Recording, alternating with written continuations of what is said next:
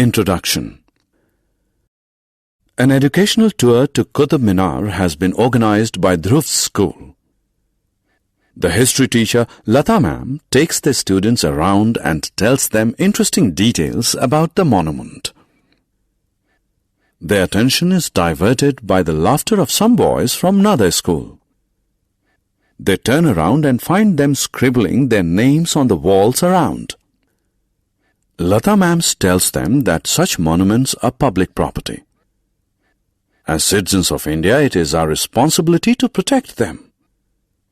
So it is no good writing on them. Let us learn more about properties in this lesson. Objectives. At the end of this lesson, you'll be able to define property, differentiate between public and private property, state the importance of conservation of property.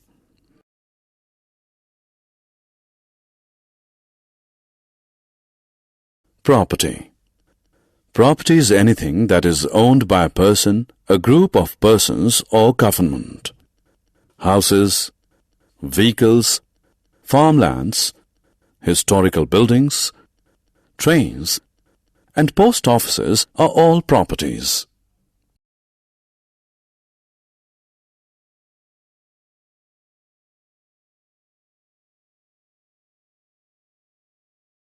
Private property. Private property is property owned by an individual or a group of individuals. For example, furniture, car, house, land, and jewelry are all private properties because they are owned by a single individual or a group of individuals. The owner of a private property can exchange, sell, or even destroy his property.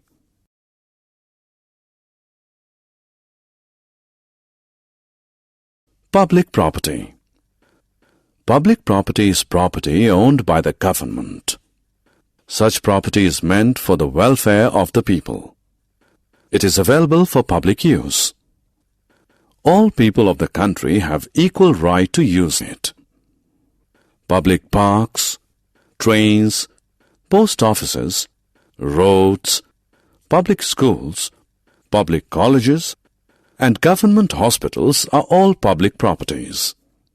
Since public property is owned by the government can sell, exchange, or destroy it. Importance of private property.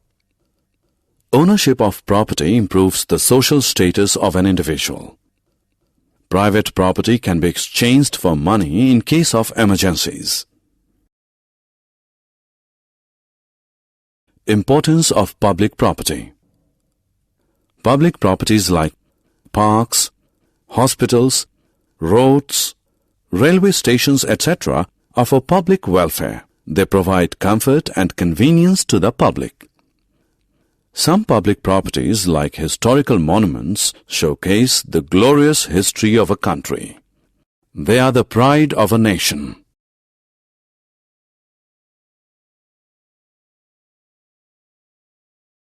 Conservation of property.